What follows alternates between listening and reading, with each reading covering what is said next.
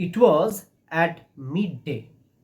A man slowly entered the town hall park, spread out his professional equipments, which consisted of a dozen cowrie shell, a square piece of cloth with mystic chart on it, and a bundle of Palmyra writing.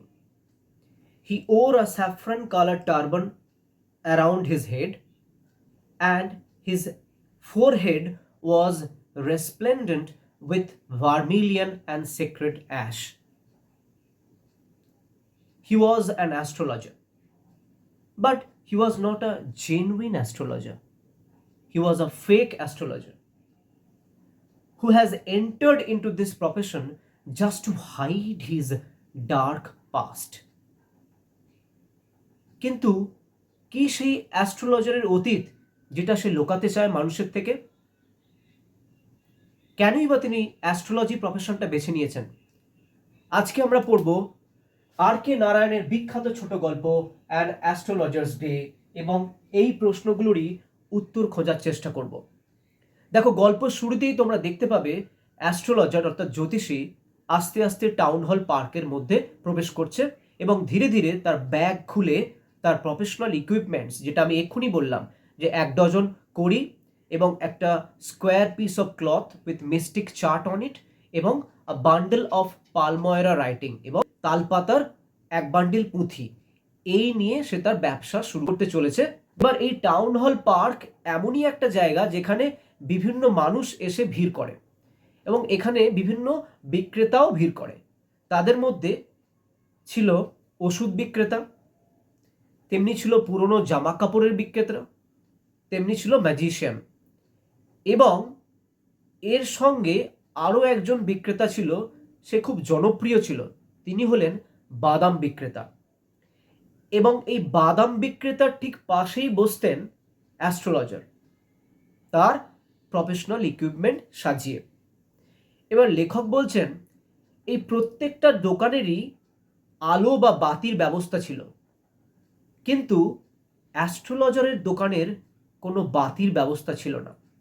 এবং writer said half of the enchantment of this place was due to the fact that there was no arrangement of municipal lighting in that area also. ওই জায়গায় যেখানে astrologer বসতেন ওখানে মিউনিসিপ্যালিটির তরফ থেকেও কোনো আলোর ব্যবস্থা ছিল না। সুতরাং তার এই যে অ্যাপিয়ারেন্স এবং এই যে পরিবেশ, একটা আলো আঁধারের পরিবেশ, সব মিলিয়ে একটা মায়াবী পরিবেশের তৈরি করেছিল, যেটা তার প্রফেশন অর্থাৎ জ্যোতিষীর কাজকর্ম চালানোর জন্য একটা আদর্শ পরিবেশের তৈরি করেছিল। অন্যান্য দিনের মতো আজও জ্যোতিষী তার ব্যবসা শুরু করে দিয়েছে এবং বিভিন্ন মানুষ এসে ভিড় জমাতে শুরু করেছে। দুপুর পেরিয়ে আস্তে আস্তে সন্ধ্যা নেমে এলো, আলো আস্তে আস্তে আঁধারে পরিণত হলো। যেহেতু প্রত্যেকটা দোকানের কাউন্টারে আলোর ব্যবস্থা ছিল, তাদের সেইভাবে ব্যবসা চালাতে কোনো অসুবিধা হয়নি, কিন্তু এই জ্যোতিষীর নিজস্ব কোনো আলোর ব্যবস্থা ছিল না। তার পাশে যে বাদাম বিক্রেতার দোকান ছিল সেখান থেকে যে অল্প ক্ষীণ আলো তার কাছে এসে পৌঁছতো, সেই অল্প ক্ষীণ আলোতেই সে ব্যবসা করত এবং মানুষজন সেখানে বেশ ভিড়ও জমাতো। আজকে এমন একটা ঘটনা ঘটবে যেটা জ্যোতিষীর অতীতটাকে সামনে নিয়ে চলে আসবে, যে কালো অন্ধকারাচ্ছন্ন অতীত সেটা জ্যোতিষীর সামনে চলে আসবে। আমরা দেখব যে কিভাবে এই ঘটনাটা ঘটে।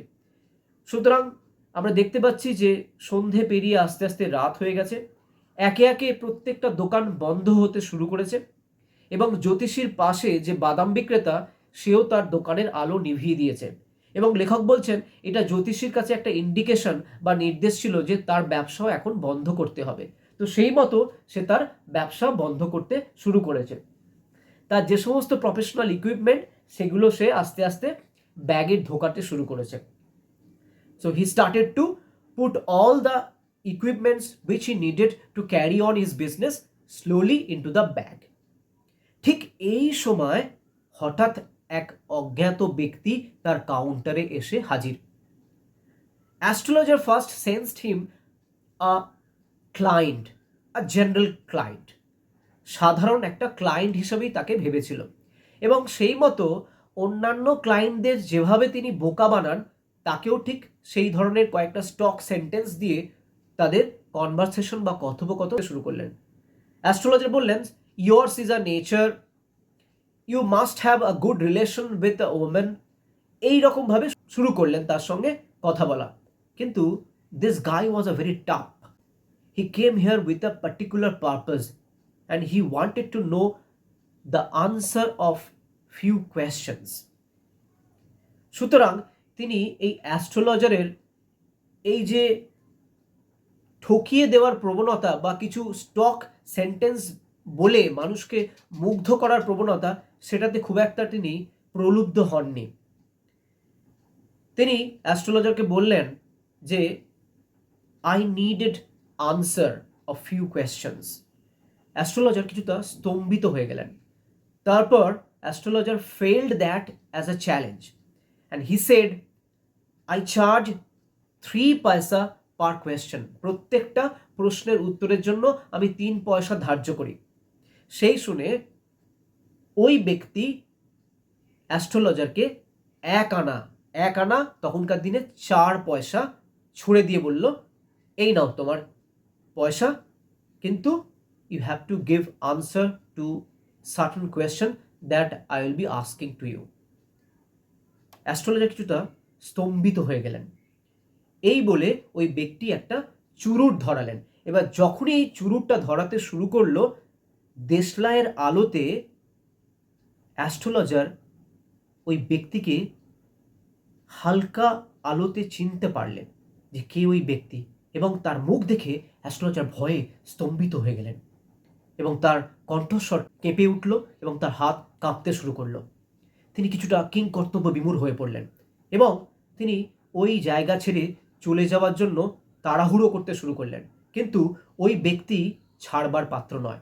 তিনি বললেন, আই নিডেড দ্য আনসার। এবার অ্যাস্ট্রোলজার বুঝতে পারলেন যে তিনি মহা বিপদে পড়ে গেছেন। তার কারণ ওই ব্যক্তি আর কেউ নয়, উনি হলেন গুরু নায়ক। এবার লেখক অ্যাস্ট্রোলজারের অতীতে চলে যাচ্ছেন, অর্থাৎ কেই গুরু নায়ক। বহুদিন আগেকার ঘটনা। তখন অ্যাস্ট্রোলজার গ্রামে বাস করতেন। একদিন হঠাৎ তিনি এক ঝগড়ায় জড়িয়ে পড়েন গুরুনায়কের সঙ্গে এবং মদ্যপ অবস্থায় তিনি গুরুনায়ককে ছুরিকাহত করে পাশের কুয়োয় ঠেলে ফেলে দেন এবং তিনি মনে মনে ভাবতেন এতদিন যে তিনি গুরুনায়ককে হত্যা করেছেন এবং পুলিশ এবং অ্যাডমিনিস্ট্রেশন থেকে বাঁচার জন্য তিনি এই নতুন শহরে এসে জ্যোতিষীর ছদ্মবেশ ধারণ করেছেন। কিন্তু আজ যখন গুরুনায়ক তার সামনে এসে উপস্থিত, তিনি কিংকর্তব্য বিমূঢ় হয়ে গিয়ে কিছুটা স্তম্ভিত এবং ভীত সন্ত্রস্ত হয়ে গেছেন যে কিভাবে এই সিচুয়েশন থেকে তিনি কি করে বেরোবেন। না হলে গুরুনায়ক যদি তাকে চিনতে পারে তাহলে এক্ষুনি তাকে হত্যা করবে। সুতরাং যে জ্যোতিষী লোকের ভবিষ্যৎ নির্ধারণ করে, আজ তার ভবিষ্যৎ তার হাতের সামনে। যদি কোনো রকম বেফাস মন্তব্য বা কোনো রকমভাবে গুরুনায়ক তাকে চিনতে পারে তাহলে সে কিন্তু মারা যাবে। এই হচ্ছে পরিস্থিতি। এবার আমরা দেখব যে অ্যাস্ট্রোলজার কিভাবে তার প্রেজেন্স অফ মাইন্ড, অর্থাৎ উপস্থিত বুদ্ধি, এবং তার যে দীর্ঘ অ্যাস্ট্রোলজিক্যাল যে সেন্স এবং মানুষকে বোঝার যে ক্ষমতা, এই বলে কিভাবে এই সংকট থেকে নিজেকে বের করে নেয়।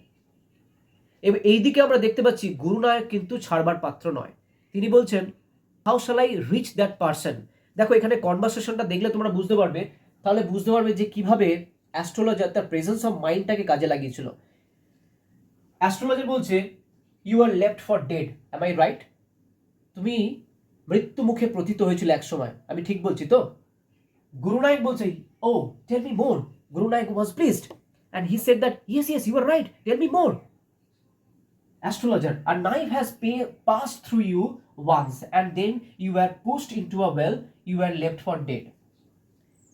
গ্রামে একসময় ঝগড়ায় তোমাকে ছুরি দিয়ে আঘাত করা হয়েছিল এবং তোমাকে মৃত্যু মুখে ঠেলে দেওয়া হয়েছিল, তুমি কুয়োতে পড়ে গিয়েছিলে। সেই শুনে গুরুনায়ক বলছে, when shall I get at him?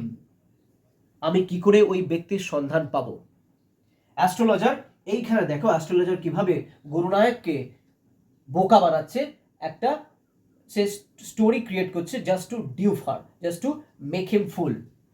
In the next world, কোথায় দেখা পাবেন না পরবর্তী জন্মে, অর্থাৎ তিনি একটা এখানে তৈরি করছেন story just to make Gurunayak full and believe that the person he is looking for is dead.